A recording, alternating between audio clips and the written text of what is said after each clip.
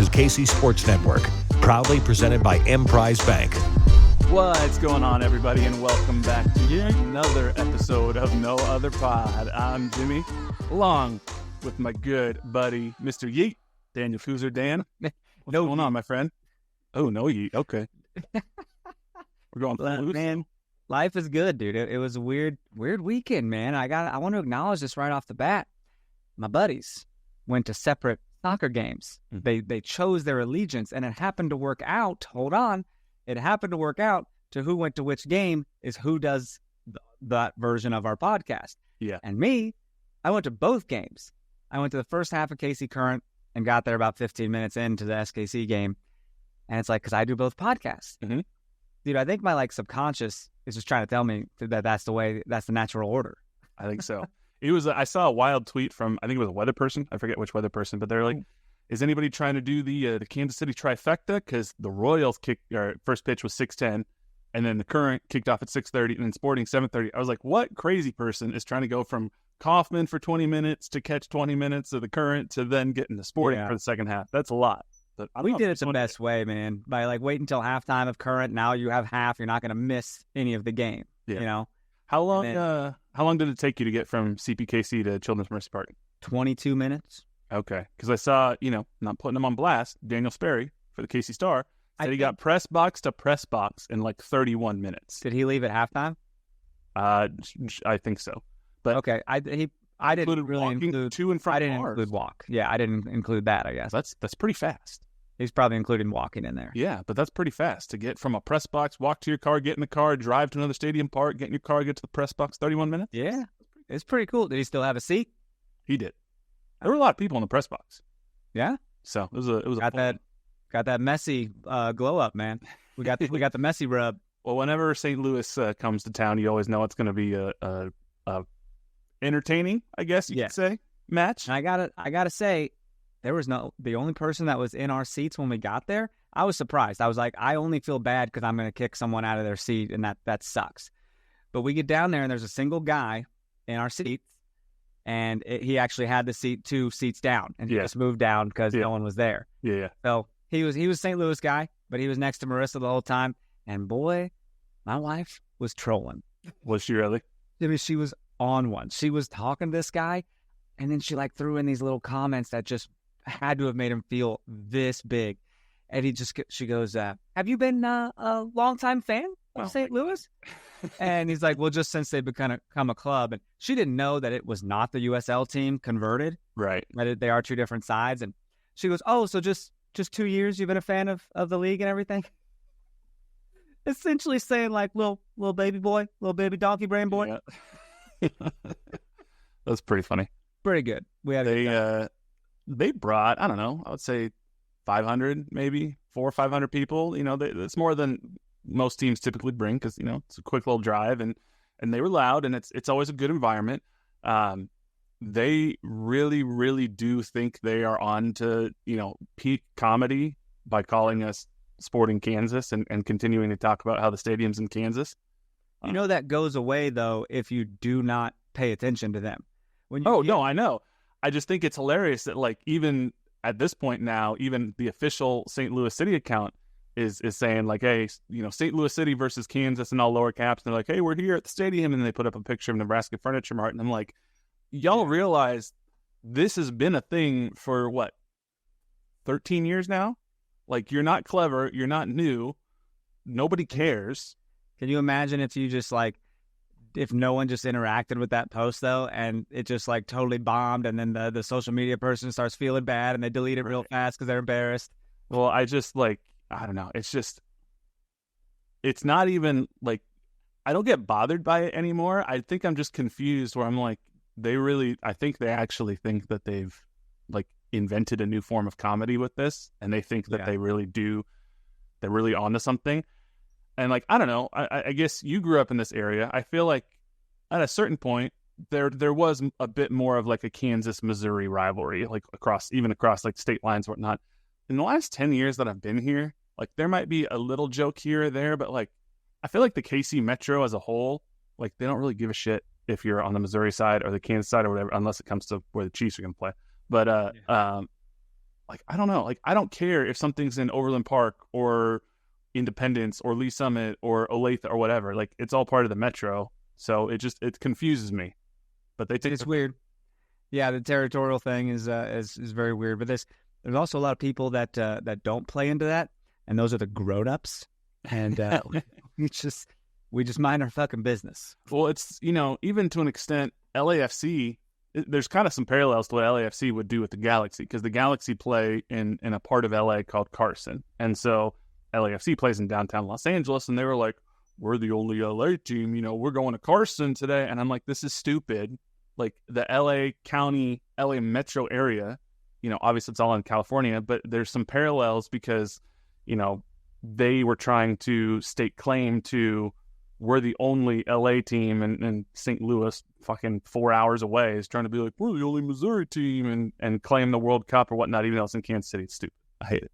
But you're the guy who puts a lot into it, though. You're like, oh, I hate this so much. What if you just didn't hate it, though? What if you just total apathy from it, At this point, I think it's more just kind of like last year I was like annoyed, like this is dumb. This year I think it's more just like I noticed it and I'm like, oh, they're still doing this. Like they still think they're funny. Like that's I would have moved on by now. But did you see? I don't know if you saw Kevin Cho. He tweeted something that confused me at first because I didn't see what the original tweet was about. But I saw his tweet. He put up something that was like, my 4-year-old dog loves watching this club, but I had to turn the game off. This Sporting KC crowd loves the F word. Disgusting. I thought this was a family program. And I was like, well, okay, I don't know what he's talking about. Maybe he's making a joke. But there was a St. Louis fan. Bro, sorry, your door just moved. That's my cat. It's trying to get in? Yeah, she's trying to break in. Bro, it was like in the corner of your screen, and I was like, dude, you got ghosts. Yeah, she's trying to break in. I see her right there. She's unhappy. Ooh. I picked her up before recording. Thought my boy had some ghosts. I'm so sorry. But so Kevin Cho tweeted that, and I was like, what's happening? There's a St. Louis City fan who like legitimately complained and tagged Sporting KC and MLS. My 7-year-old son loves watching this club, but I had to turn the game off because the @Sporting KC crowd loves the F word. Disgusting. Huh? I thought this was a family program. Wait, hold on. So this was at MLS person? Yes. Wow. Well, I hope we really got to fix that. That's just, dude, that's so fucking ridiculous. It's, I also didn't hear in stadium. I didn't hear a lot of. How did you hear anything? Dude. Maybe they had a mic on TV, like right by a particular guy, but one guy. It's one guy who's just saying fuck over and over. Fuck St. Louis. Fuck that guy's 7-year-old son. Fuck family. I don't know. It's so funny to me because, I mean, you go to a sporting event, you go to a Chiefs game, you go to any game, you go to a St. Louis City game, you're probably going to hear profanity. That's kind of what happens. Like, it's part of the world. And how about you stop giving those words meaning and just use them as regular ass words anyways? So when you got to the game, it was what? I don't know, 10 minutes into the game is when you got there. It was right before Alan Polito scored, right? So he scored in the 17th minute. So what was when we were there before the game, they did like their little light show and such, but St. Louis was loud, Sporting fans were loud. I felt like the first 15 minutes of the game or so, it was relatively even, but St. Louis was kind of bossing people on the Sporting side off the ball. When you got over there by the St. Louis crowd, what was the vibe from the St. Louis fans that you were near? Oh, I mean, they were pretty, I don't know, they kept cheering, right? They just keep cheering, so that's cool. They just kept standing. Yeah. But were they like arrogant? Because I feel like St. Louis fans, they come in here and like it kind of goes hand in hand with their like, we're the only team in Missouri fans. They kind of come in with this like arrogant air that I think was exacerbated by the fact that they started first place last year. But we all have those stupid fans that like call for a yellow card when it was clearly not that malicious or whatever. They're like, oh, that was a regular foul. That's a yellow card. And it's like, it's not. It's not. Although last night, I do think we're recording this on a Sunday, by the way. So that's what I said last night. The referee felt like he let the game get very physical, very fast, and was not doing a very good job controlling things. I don't know if you felt the same thing. Well, yeah. I mean, for one, I was like, are we still using scab refs? Like that. I kind of felt that way. And I was like, okay, I hope he's consistent because they are like barreling over us, hitting us, taking the ball, going on the other end and scoring. And then we get called for these little sissy fouls. And I'm like, dude, the consistency, like, your strike zone's all over the place, bro. Mm-hmm. I don't know what to do.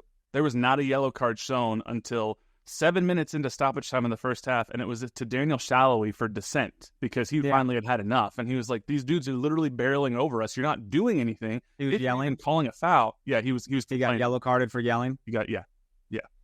Wow. So it's stupid. Alan Chapman, I don't think had a good... I'm not going to necessarily say that's why Sporting Kansas City lost, because this has happened multiple times, didn't lose. That's why Sporting Kansas City dropped points and drew. But I do think the physicality of the game, especially in the first half, seemed to catch Sporting Kansas City off guard. And I think they were hoping that the referee would do more to curb it, and he didn't. And they didn't really seem to adjust all that well. He didn't at all. And I also forget that side judges can't call fouls because I don't know who it was. Willie Agata just got plowed over for that ball on the west side. Klaus, yeah. The line judge was right there, and Shallowy was in that ass. Mm-hmm. Shallowy was letting him hear it. Yeah. And then that line judge did call a foul later on in the game against us. I was like, I guess he can call fouls. What is happening? It was wild. Overall, I do not think the referees had a good game. They were very much risking losing control of the game in its entirety. So why aren't we physical enough, though? Like, that's the question here today. We let them push us around. Mm-hmm. And it took until halftime. Kyrie Shelton would never. Actually, you were not the first person to tell me that was the game that Kyrie Shelton could have been useful in. Could have been real useful. Unironically. And I'm not trying to troll people who aren't Kyrie fans, whatever. If you know, you know. Like, yeah. That's all you would have to say. It's just Kyrie is a large body, physical presence. Especially when we had a 1-goal lead late in the game, when you don't necessarily need to, yes, a second goal would have killed the game. That could have been a perfect Kyrie opportunity. Now it's hard to put him in there because he hasn't made an appearance, come back from an injury. Who knows what his exact fitness is?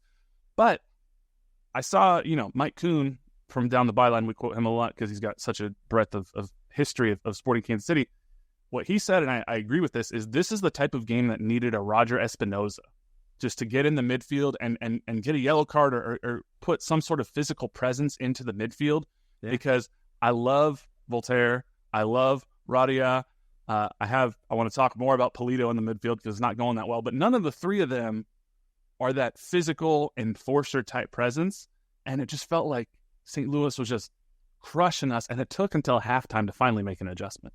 Oh, we were playing finesse and they were playing smash mouth. Smash mouth prevailed. And you know what? I got to take that back. No one won. No one won this game. But it sure does feel like they won, doesn't it? This is one of those games where, and it's kind of weird because if you look at the advanced statistics, they probably feel like they should have won 20 shots to 7. Probably. 7 shots on goal to 3. Expected goals for them, 1.9 to 0.9 for us. So they probably are like, well, yeah, we should have won the game. But when Sporting Kansas City has a lead heading into stoppage time, and then they put up 3 minutes of stoppage time up, and you're thinking, okay, surely we can see out 3 minutes, and then to give up an equalizer the way we did. How did that happen? It was very frustrating. How did that? It was Tim Leibold over there, wasn't it? Sliding across the way.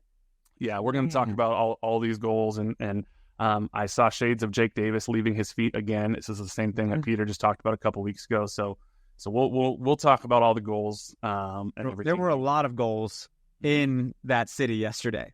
In this game, in the women's game, what was it? It's at 7. It was 13 total goals between the two games. Yeah, that's a lot.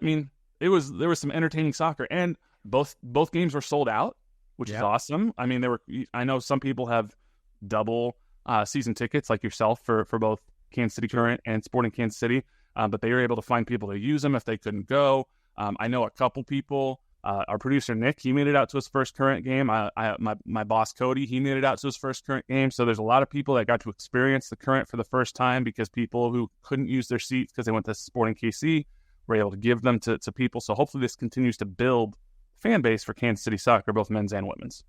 Okay. So let's go ahead and take our break before we jump on into discussing the rest of the game. So we'll be right back. We appreciate you supporting KC Sports Network by listening to our podcast. You have helped us become the highest-ranked Chiefs podcast network in 2022 and 2023. And don't forget about our daily Substack newsletter, the best written analysis you can find on the Chiefs straight to your inbox every day. kcsn.substack.com. Dude, so let's just jump right back into this. If you think about it, this was one of the best and entertaining games for like a casual viewer. Like take your fandom away, and it's like, what an exciting fucking game. Yeah. I was actually thinking about that last night as I was driving home. I was incredibly frustrated at how things went, and I was thinking over some of the post-game quotes that we'll talk about and trying to make sense of them. And then I was like, if I was a neutral watching at home and that game happened, I would have been so entertained. I would have just absolutely loved it. And that's the thing, right? Even as a sporting player or a fan, you want to be like, we're scoring so many goals. And then it's like, oh, wait, but we're also giving up so many goals. Yeah. It's scary, man. It's I want to be excited, but there's still something missing. There is. Well, and this isn't a problem that's just isolated to this one game. If you look at Peter's not worried about it. Well, we'll talk about that here in a little bit. But The Athletic put up an article earlier this week where it was basically like they did some advanced statistics and looking at how did the offense look compared to last year across the league, how does defense look compared to last year across the league. And Sporting Kansas City's offense has gotten a little bit better compared to last year, which is good, moved in a positive direction.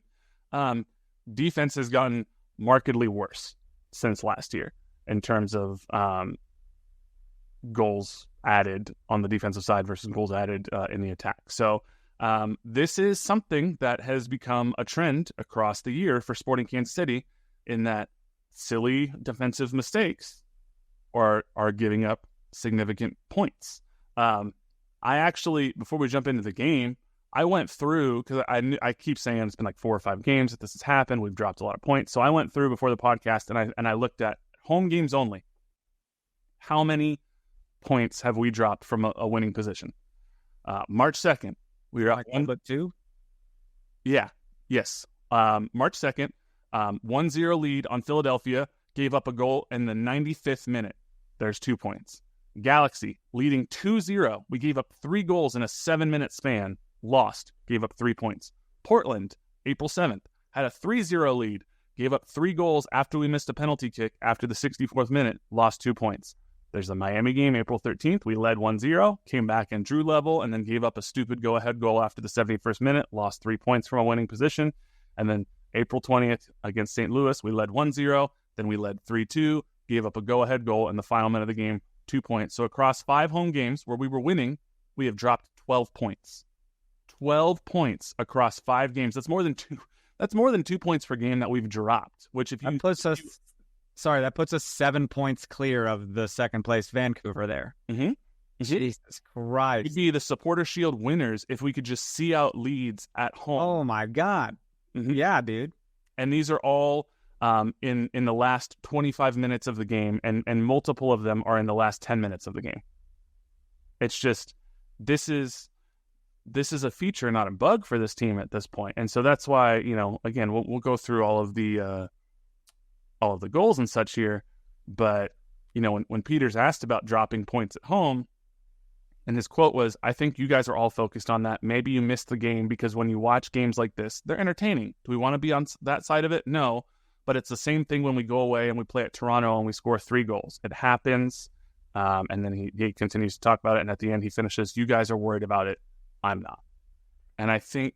Yeah, still early, but it just looks bad. It is. It is still early. But I think it would be one thing if this was an isolated incident. But when they've played, 7 home games this year, I think? Something like that. And when 5 of them, you drop points from a winning position, it's not like this just happened once or twice. This is a trend that has happened over multiple games. So I think it's fair for fans to be concerned. And one thing about Peter, it can be a both positive and a negative with Peter. He is very committed to his convictions, and he's not going to let outside pressure really change him. But I think sometimes he maybe is a little bit dismissive of what are some real concerns of fans and of perception. Because from a business standpoint, if fans are already concerned about Peter Vermees as a coach, which that conversation has happened a couple times over the last couple of years, and then they see him being sort of dismissive of well, we've dropped 12 points across 5 games. We should be leading the league. It's just not good optics, I don't think. So, I don't know. It's night and day though from his worry to like Johnny's press conference where he sounded just very frustrated. Not really expressing like this shouldn't be happening. We lived through last year, so sure. It's we'll get into all those quotes maybe after the goals. But what I will say is it's been a while since I've walked into a locker room and it kind of felt that deflated. There was an air of defeat that was over the Sporting KC locker room. How do you do that? How do you approach it? Because players are different after a game on the result. How are you depending on the result? Like, how do you approach questions in a win, and how do you approach them in a pretty bad loss? I mean, you have to think about how you phrase them for sure. You can't go, after a win, you can go in there, you can be a little bit loose. You can throw in some joking questions. You get them to laugh. Like last time we were there interviewing Robbie Volader after a win, like Eric Tommy was there pretending to be a media member. And I think I asked a question. I was like, oh, what's it like to have such a good leader on this team like Eric Tommy? And Eric was like, yeah, that's a good question. And so it's a little bit looser and you can get a little bit more personality out of them. After a loss like this, I mean, you better be pretty deliberate with how you word questions because you don't want to sound accusatory and blaming, but at the same time, you want to get real answers. And you just rely on the club communications and media staff to help facilitate that. So I don't walk right up to Eric Tommy as soon as I walk into the locker room and be like, hey, answer my questions. We'll usually tell the press officer, hey, here's who we want to talk to. He goes and talks to them, gets them ready, and then we come over. Gotcha. So you're not just going around picking someone while they're changing their drawers and everything. No, they usually they try to get them to put a shirt on. Players don't always do it, but usually they're like, put a shirt on, like look halfway presentable. So no nips on interviews. Lineup, this was not terribly dissimilar than what we've seen over the last couple of weeks. Alan Polito at the 10, Willie Agata at the number 9. It looked like it worked really well the first time. That was last week, right? Yeah. It looked like it worked well the first time that we had a Agata Polito combination. Last couple games, doesn't seem like it's been firing on all cylinders. I mean, that first goal was gorgeous where they had a little combination. But outside of that, I'm not sure Polito's the style of attacking midfielder that we really need right now because he doesn't have the same energy that somebody like Tommy does. Yeah, why not try to switch them though? I mean, that maybe put Agata there and put Polito up top and just see what happens because other teams are going to, figure out, they're going to study it after a couple games and be like, okay, that's defendable. Mm-hmm. But man, I like it. I think having those two, star strikers on there can be beneficial to us. It can be. I just want to see Polito involved more. Now, this first goal, he was involved. The first goal that Sporting Kansas City had in the 17th minute was just absolutely gorgeous and beautiful because it all started with a wonderful Tim Leibold steal, and Leibold had a wonderful little give and go with Shallowy to break Leibold down the left side, and then Polito has his wonderful little combination play with Agata, and quite frankly, I'm not quite sure how Agata got the ball off as well as he did to Polito, and Polito slots it past Berkey. 17th minute, 1-0 lead. I could argue that's the most beautiful goal Sporting KC scored all year. It was wonderful. Yeah. And you got there just to see it. Dude, it's so funny. KC Current scored their first goal right when I got to my seats. It was wild. So much so Chris was like, you missed it. And I was like, literally just saw it. It was crazy. And then we walked into the SKC game right when Polito was scoring. It was bizarre. What a wild evening. So what that tells me is you just have to be the one that's there, dude, to instigate goals. Sometimes weird stuff around me happens. I'm not going to say I'm a witch, but I think I have witchy powers sometimes. Witchy powers? I'm not even playing around, dude. What other witchy powers do you have? Listen, sometimes it might be weird subconscious, but I'll be watching a movie and I'll just start to talk about where this movie's going or something, and then it happens. Then it's said immediately. That's funny. It's just weird. I don't know how to explain it. Well, maybe it is you. Maybe you need to show up and start manifesting better things to happen. Because witchy adjacent. That's a good way to put it. Witchy adjacent. So yeah, 1-0, 17th minute. Feeling pretty good because I'm like, okay, if we get a 1 or 2 goal lead, we probably at least have to do that given how things have gone before. But I was feeling was feeling cautiously optimistic, but I also knew, like I'd said before, St. Louis was just bossing people off the ball left and right throughout much of the first half. So I was a little worried how that would go. And then it all just kind of manifested in the 31st minute. Joao Klaus, he gets the ball after there was potentially a foul right in front of the AR where Leibold gets shoved off the ball. Joao Klaus gets a first-time goal.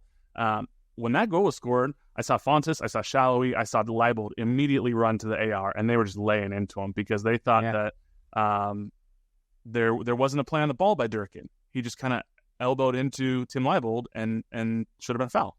I don't know. Messed up, too. Listen, a lot of people ask me, like, why are your seats over there in the middle of the St. Louis supporters? Well, believe it or not, it's kind of a fun experience for me.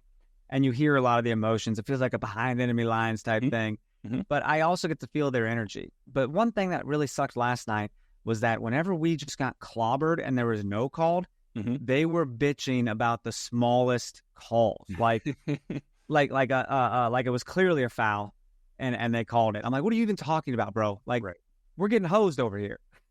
Well, and that's one of the things that tends to frustrate me about fans, even sometimes sporting fans, when they're complaining about referees. It's like, you're going to remember the ones that go against you, but they don't typically remember the ones that go your direction. I thought the referee overall last night was just kind of poor. I think he was inconsistent. I think he's a veteran. He is a veteran. Chapman's been around for a long time. He was letting things go that I think arguably were not plays on the ball. He was inconsistent in when and how he gave yellow cards. He went from letting almost everything go to suddenly there was like a 10-minute span where he started calling very ticky-tack stuff and then kind of went back to letting things go again. Well, he's had a lot of time off. The whole little strike thing, he's had a little break. He's a little rusty. I think, there were some people that are like, I thought we got rid of the replacement reps. Yeah, we got to get he's got to dust the cobwebs off and try to remember how to do this. Getting too old for this shit. Yeah. It was, I don't know, it was very frustrating. And then right before the first half ended, again, gorgeous tackle from Tim Leibold to steal the ball away from a break. Willie Agada's trying to find the ball in the space. And again, this time it's Joao Klaus. He comes and shoulder checks Willie Agada like it's a goddamn NHL game. And at this point... Was it Agada the first time, too? No, it was not Agada the first time. Oh, it was Leibold. It was Leibold the first time. Yeah. This one, I would argue, is even worse than the Leibold one because he didn't play the ball at all. The Leibold one, the ball was near his feet. I would still argue that Durkin didn't play the ball. With the Agada one, when Klaus makes contact with Agada, the ball is more than a yard away from where Agada is. There was zero attempt to play the ball. Chapman said it shoulder to shoulder. Now, what's unfortunate, in my view, is the only reason it's shoulder to shoulder is because Agada had to turn so he didn't get run the fuck over, shoulder to chest. Because if he just would have let it happen, then it would have been a penalty. So Agada's natural instinct of self-preservation to kind of be like, oh shit, there's a dude barreling down on me, I'm going to turn and brace, is apparently the reason that Chapman said, nope, it's shoulder to shoulder, it's a fair play. And then freaking Klaus finds Pompeu, and Pompeu, it's a good shot. He beats Melia, but it never should have happened because it should have been a foul. That Klaus is a pretty good player, though, isn't he? When he's on, he's real good. Yeah, he's real aggressive, man. And that's like, he's like looks like a father. Like he's kind of balding up there a little bit, but he's still out here at his rec team scoring bangers, Scoring goals. On a Saturday morning for his rec team. Yeah. So halftime, it's 2-1. I wasn't feeling good at halftime. I didn't know I didn't think we had the physicality to respond to this team. I didn't either because we've been real scared when we get hit in the mouth a little bit. We're like, oh no, they scored on us. How do we respond? Mm-hmm. Absolutely. And, when Johnny Russell came into the game in the 54th minute, Willie Agada came out. That kind of shifted things around a little bit, and I think that helped quite a bit because Polito was not being effective in the midfield. So Russell comes in, he's on the right wing. Tommy goes to the midfield, kind of opened the game up a little bit more. 65th minute, they're calling this an own goal, which I think is probably the right thing, although it's a little bit hard done to Berkey. Shallowy, he gets the ball along the touchline. I don't think he was shooting. I think he was trying to send it back post because Rosero was crashing the back post. Berkey tips it, and it just sneaks in the far side. Kind of came out of nowhere. So suddenly, when it felt like all hope was lost, and if anything, it felt like St. Louis was going to be the one to maybe get a third goal, Sporting Kansas City ties it 2-2, and that kind of had a renewed sense of invigoration after that. No, it felt good. And how about, dude, it is an own goal, because if Daniel says he was shooting, then we have a conversation about it not being an own goal. But come on, I don't think he was shooting. I think his intent was to send it to the far post, and it was still cool though. But it was great. You know, you were like this, kind of looking down the way, squinting your eyes. Did that go in? Mm-hmm. It was wild. And then 77th minute, just let's give some flowers to Andreu Fontas for this pass, because this pass, absolutely unreal. Tommy times his run beautifully. He springs the ball. When I saw Tommy, I actually said audibly to somebody sitting next to me, when Fontas sprung Tommy for this ball and he was on his breakaway, I saw Shallowy running, and I said out loud, I was like, this is it. And then Tommy took it himself, and he just puts this ball away masterfully, and he gave Sporting Kansas City a 3-2 lead. It was outstanding. I mean, and you're thinking, dude, just lock this up. Let's get out of here. You know what I mean? This is a rivalry game. Shit's getting nuts, man. Don't let anything else happen. Right. Like, we're feeling good, right? Right, for sure. Now, I think we did this last week as well, but I want to give a shout out to Eric Tommy once again, because Eric Tommy has been putting this team on his back and carrying them from an offensive standpoint. And it was after he switched into the midfield, things opened up a little bit more.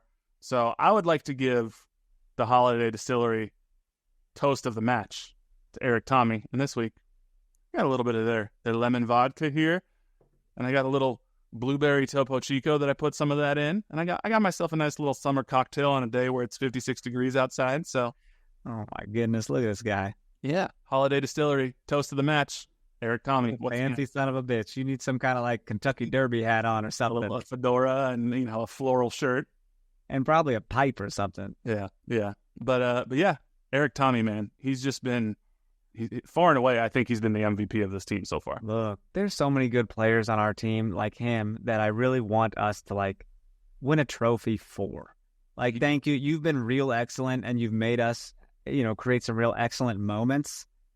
Like, let's get these people a trophy, Like Daniel Shallowy before he gets older and gets out of here. Like Tim Melia, Johnny Russell. Yeah, Tim Melia, man. Johnny's getting hurt every other time.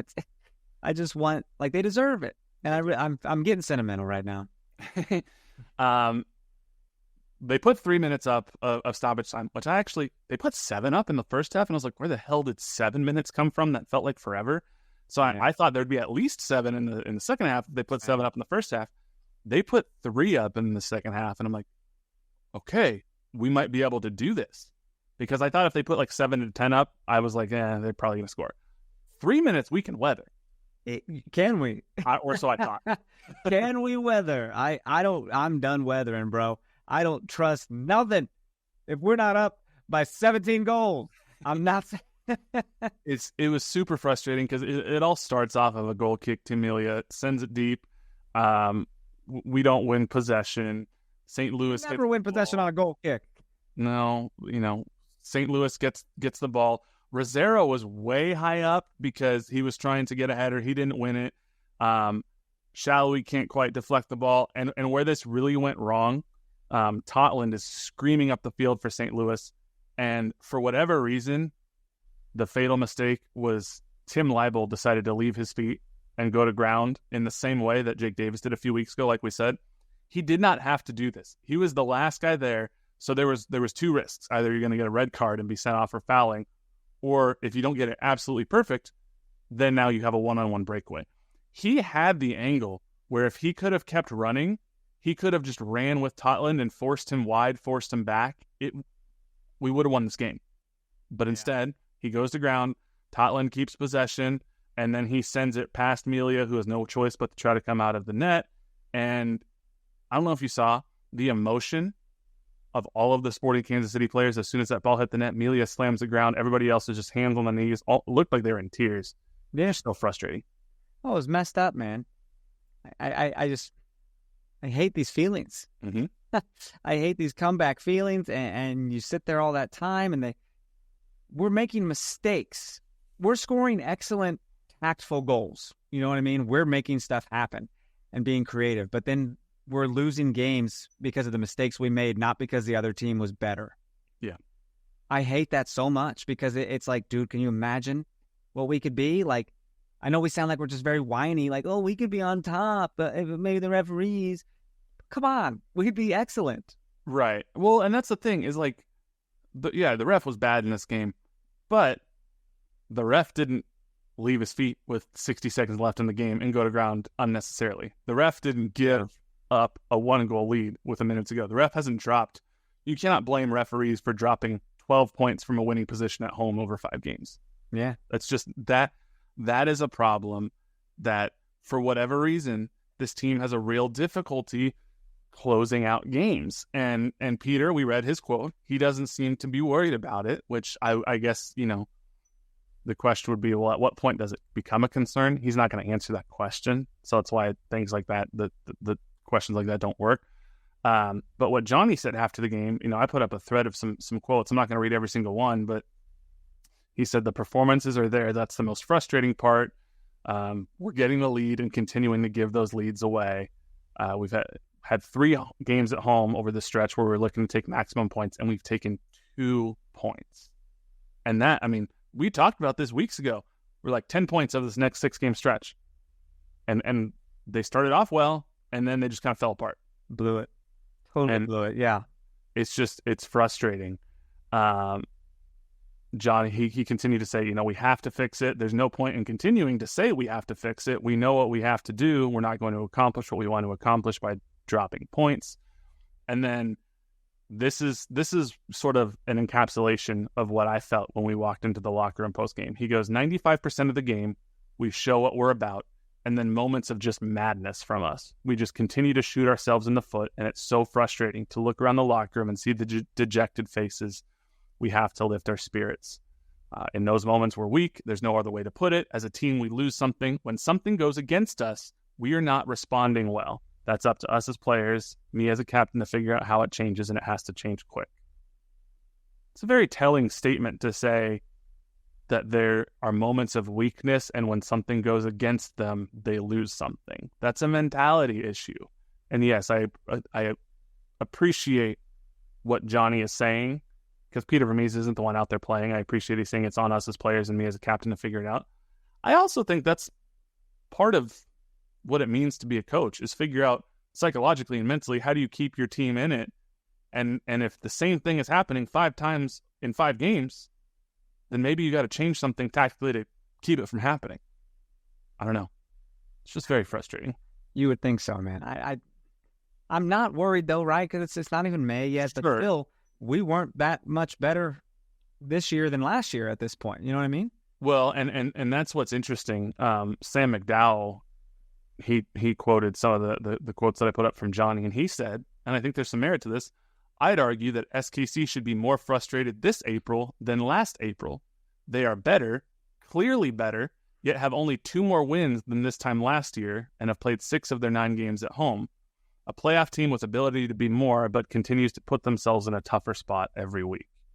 I think that's just truly the most frustrating part, is that they are doing this to themselves. They are self-inflicted problems. You would like to think that means it's easy to fix. But even Eric Tommy last night, he was like, it's not just like one thing where you can just point to and be like, yes, we just fixed that, and then it's all fine. Like, it's a combination of things that almost makes it harder. Yeah. So, where that leaves Sporting Kansas City after the draw is 10th place, 11 points through 9 games. That's obviously just outside the playoff line. Good news is, first place team is only 5 points ahead. So again, there's that compression from early season. But, we talked about you win some of these games, even if you win half of the points that you've dropped at home, instead of dropping 12, you drop 6. That puts Kansas City in first place in the West. Yeah. So maybe that's a sign of encouragement. You do fix this, and then you're right there. But I think it's fair at this point to wonder, the situation is different than it was last year. Last year, everybody was injured, and then they came back, they got healthy, and they went on their run. People are by and large healthy this year. Yeah, we're good. Can't make that excuse anymore. Like, we can't use it. Right. So what do you do? And I don't know. I did see somebody comment again that it doesn't seem like Peter trusts his bench, and I think maybe there's some merit to that. I'd like to maybe see if you don't think that Johnny's fully fit right now to go full 90, maybe you put Tommy back in the midfield. Try putting Elenis Vargas at right wing. Change up like his speed, his pace. See if he can do something a little different. I don't know. Just I'm surprised we didn't see Vargas as well. I didn't.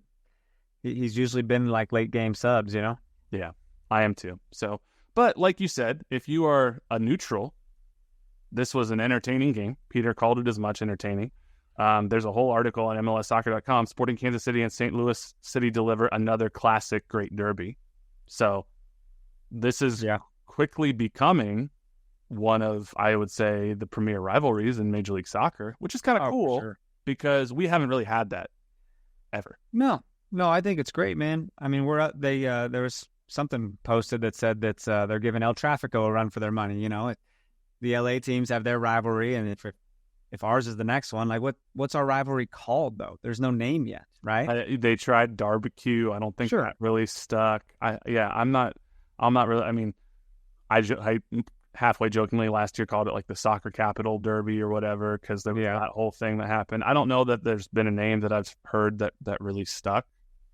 You would probably just call it the I-70 derby, right? You could do I-70, although I think the Royals and the Cardinals had like the I-70 series that they call it there. Sure. So similar. I mean, same city. I don't know. Yeah.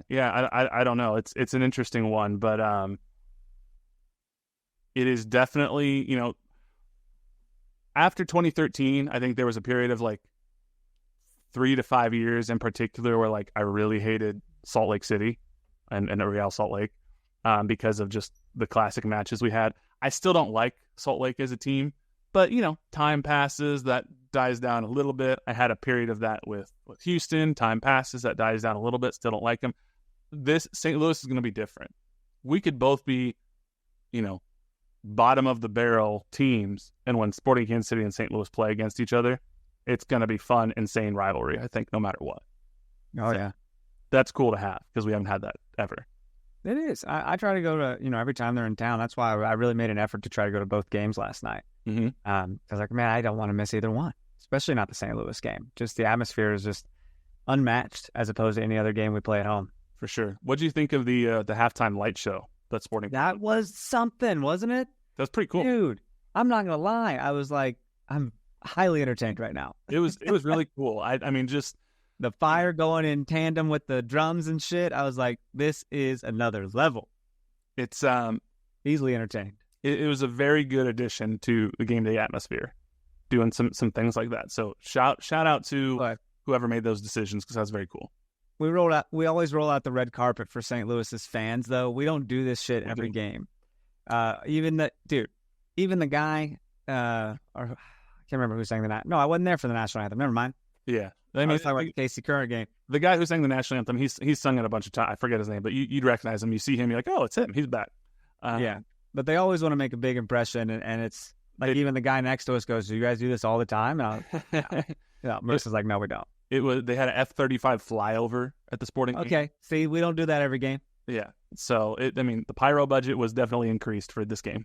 Yeah, it was. I liked it though, man. It's usually you see fireworks afterwards, but I love a halftime show way more than a post-game show. Yeah, like you're forcing me to stay after, watch some fireworks. Man, you got 15 minutes at halftime.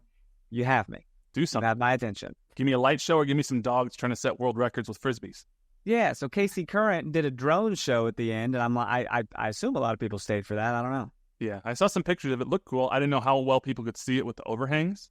Someone told me a lot of the drones were falling out of the air. For real? Yeah. I don't know if that's true or not, but that's what she said. They were like dropping like flies. Oh, no. Well, I didn't actually get to see the flyover at Sporting Stadium because wherever they flew, like just from my angle, I couldn't see it. Heard it, but I couldn't see it. That's interesting. But the light show was very cool. I mean, they do the fire in pregame, and they do a little bit of a light show in pregame. It's usually not. I'm into it. So I love the fireboxes, man. I wish we had more fireboxes. I wish it was WrestleMania 41 up in here, dude. You mentioned both games, and being at both games, and I do just think this is kind of cool to point out because I agree with this. Zach is here on Twitter. He wrote a tweet that he goes, KC soccer fans showing out for their men's and women's team while they played at the same time, all while a Royals game is being played at the same time, is better evidence of how special this soccer community is than all the people who came to the Messi game. And I think there's probably some truth to that because we knew Messi's selling out every city he goes to because he's Lionel Messi. Yeah. But the fact that we can have 2 simultaneous professional soccer games going on, sell all those out, and like you said, the Royals game's also going on that would draw some sports fans away. It's really cool to show how well this city, this metro area supports soccer, both men's and women's.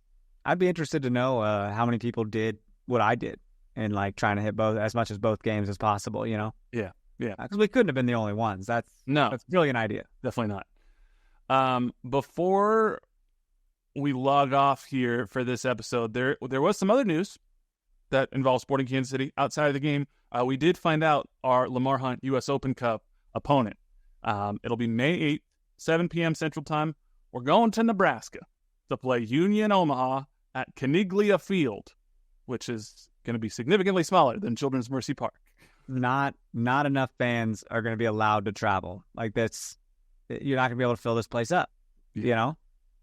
It's a bummer that because especially with all the drama around the Open Cup this year and Sporting were in it, then it could have been cool to sort of make a statement like, oh yeah, we will actually support this with 20,000 fans.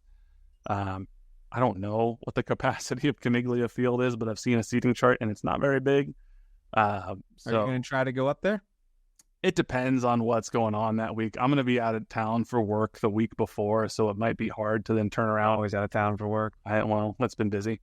If I do go, I may try to make like a day trip of it. Like I'm not going to stay overnight, I don't think. You know what your life is? What? Your life is work trip, Disney World. Work trip, Disneyland. Well, and I got family that live in LA. It makes that a little easier. I know. It's like I'm visiting family, but also Disneyland. Right. If I don't have to pay for lodging, then I have more money to spend on other things. It's pretty dope, though. It's like that doesn't sound half bad, man. Go to a work trip. It's not all that exciting. Disney World. Yeah. Well, when I had my work trip in Orlando, I was like, I have no choice but to add a couple days on and then just go to Disney World for a couple days. Why wouldn't you? Yeah, that or Universal or both. Absolutely. Yeah. But are you going to try to make the trip up to Omaha? I've never been to Omaha, just in general. I can't, man. I'm in a production. Oh, that's right. Theatrical production that will have rehearsal that night. Yeah. Oh. But our good friend Bob, who's been a listener from just about day one, I believe, he's up in Nebraska, so I'm sure he'll be there. Hang with him with a number of his family members. If I can make the trip, I'll say hi to Bob and see what's up. But we'll probably beat Omaha. Like we should beat Omaha, and it shouldn't be. Right? But you never know. I would think we'd probably play some rested guys and not really our top guys. Yeah, I would think so. Our producer Nick is shocked I've never been to Omaha, and yes, I know it's a quick trip. I know the zoo is supposed to be great. I mean, people like Omaha. It's like zoos are horrible. Hours. Don't support zoos. It's a quick drive, but I'll get there one day. But why? What's in Omaha besides the zoo? What would you ever need to go for? Union Omaha? I don't know. No, I get it, and I'm not. There's no disrespect to anyone who lives there. I'm just saying, like, why do you need to go there? What's going to take you there where you're like, I got to visit Omaha, Nebraska? I don't know. People keep telling me about the zoo, and I think that's about it. See, zoo people are the weirdest, dude. Don't do what they ask you to do. You might as well go talk to an AEW fan or something. Wrestling shots fired. Wrestling shots, baby. We got Monday Night Raw coming. We do. We'll be at Monday Night Raw next week. If you're going to be at Monday Night Raw next week in Kansas City, let us know. We'll say, hell yeah. I wonder if Tucker's going to be there. Tucker's a big WWE fan, it seems. We will say, what's up? A little R-Truth, awesome truth. So we'll play Union Omaha May 8th. And then the other thing that I think is just worth mentioning, it's not surprising, but defender Courtney Ford announced on his Instagram that he has officially retired from professional soccer. This is frustrating. He said that he recently received the news that he needs a full knee replacement and has no choice but to step away from the game. That sucks, dude. You cannot play soccer with a knee replacement. Absolutely not. It's awful. I mean, he had his ups and downs in his career. He had all the talent in the world. There was so much potential there. He played for Colorado, obviously had some time in the USL, came back to his hometown, Sporting Kansas City, because he's from Olathe. And there was a lot of potential. I mean, he was, before he injured his, was it his Achilles before last year? There were some people who thought he might be a starting center back. Yeah, there were. And it just, it didn't work out for him. And that's a real bummer. Bro, a lot of people like try to put off replacements as much as they can because they know once they get a replacement of some kind, hip, knee, whatever, that whatever you're into that's active like that, like high intensity, it's done. Like I need hip replacements, but I don't want to give up my like squatting and jumping and lunging that I like to do for working out. I don't want to do that yet. Right. Yeah. I feel so bad for Courtney, dude, who's had to quit like this job for so long of his, and that's a dream, you know? Yeah. It's just done. I've heard, you know, it's hard enough as a professional athlete once you decide to hang them up to transition out of that life because it's so much your focus. To have it taken away from you when it's not really your choice, I imagine is even more difficult, especially at the age he's at. He's not all that old. And he's just battled through injury after injury and some of them kind of freak injuries for his entire career. And so that's just a bummer. He did just say at the end of his post, he goes, "I'm proud to announce that we will be opening a brand new indoor soccer facility called Prestige Indoor Sports in August." So he's got to still be around the game in some way. So that's cool. Good for him. Pretty neat. But let's see here. Outside of that, was there anything else that caught your eye this week in the world of MLS? I mean, Messi's continuing to be messy, and it's annoying, but he's pretty great, isn't he? Top. Yeah, turns out Messi's good. It's unbelievable. I don't know how to feel about it, man. He had a part in all three of their goals. Yeah, just the dude comes here and he's just like, stupid Americans, I'm about to run wild on these fools. How about I mean, you know, we don't yet know what our opponents for next week, Minnesota, what happened to them this week because we're recording before they kick off against Charlotte FC Sunday evening. So we will be traveling up to Minnesota next week to play them. It's again, now we're going to be on a little 2-game road stretch for Sporting KC that suddenly becomes very important to get points from because we're dropping points at home. So hopefully we can beat Minnesota next week. But I don't know. You also got CONCACAF Champions Cup returning next week. Absolutely. Or this week, I guess. Sorry. Columbus against Monterrey on Wednesday night. So that'll be pretty interesting because they are the only MLS team left. So yeah, and it's going to be a challenge, right? I gotta root for them, but Monterrey is something else. Monterrey is a very good team. We know all too well how good Monterrey is as Sporting KC. Oh yeah. So, but Columbus needs to tack on a bunch at home and then be like, okay, now let's go play defense. Have a 2-3 goal cushion at home if at all possible. You know, yeah, that's what you got to do. So totally. At least limit away goals too. Don't let them get away goal. So, was there anything else that stuck out to you, or you feel good about where we're at this week? I think things are good, man. Yeah, I don't know what to expect from Minnesota, but we'll see how it goes. Yeah, Minnesota, you know, they're always, it seems, a challenge for us, and going up to Minnesota, you know, they have a very good stadium. They are about where we are in the table right now. We both have 11 points. The difference is they've played 7 games to our 9, so they're at 1.57 points per game to 1.2 for us. We have scored significantly more goals than Minnesota, but they have allowed significantly fewer goals than we have this year, so it's going to be sort of a battle of strengths with these two teams. So we'll see what happens. I mean, that's kind of what it was against Toronto. We had scored a lot more. They'd allowed a lot fewer, and we went up there and we were able to make some things happen against Toronto. So maybe we do it again in Minnesota, but we'll see. Yeah, sounds good to me. Well, thank you all so much for listening. Bummer that we couldn't hold on to the win and get a victory pod, but we'll see if we can do it next week in Minnesota. But in the meantime, make sure you follow us on Twitter and Instagram at NoOtherPod, at Dan Kooser, at JCMac03. Shoot us an email, nootherpod@gmail.com. Check us out on YouTube, KCSN Soccer on YouTube, or through the Kansas City Sports Network app, and leave us that 5-star rating and review. But until next time, he's Dan, I'm Jimmy. We'll catch y'all later. See ya. Dropping pods on a Monday.